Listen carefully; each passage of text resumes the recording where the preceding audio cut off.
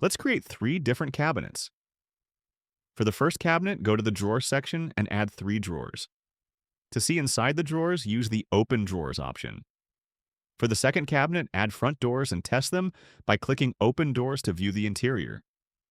For the third cabinet, add shelves by choosing either the horizontal or vertical option, or use the shortcuts Shift plus H or Shift plus V for quick access. You can change the cabinet name from the header or from the sidebar. Let's name these cabinets: cabinet with drawers, cabinet with doors, and cabinet with shelves.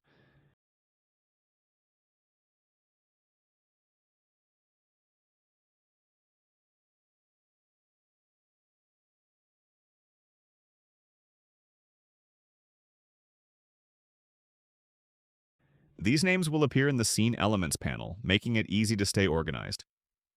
When you click on a cabinet, all of its elements will be listed. You can also select elements directly in the 3D viewport, and the panel will highlight the selected item in blue. When you generate a cutting list in Excel, all elements will be properly named and grouped by cabinet. Any notes you've added will be included, making the production process much simpler. To speed up design, you can also use pre-made cabinet templates from the EFS Templates tab in the sidebar.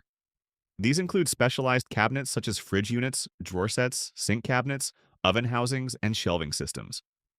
By combining base units and upper cabinets, you can quickly assemble a complete kitchen. This modular approach makes it easy to create professional furniture designs while still giving you complete control over every detail of your cabinets.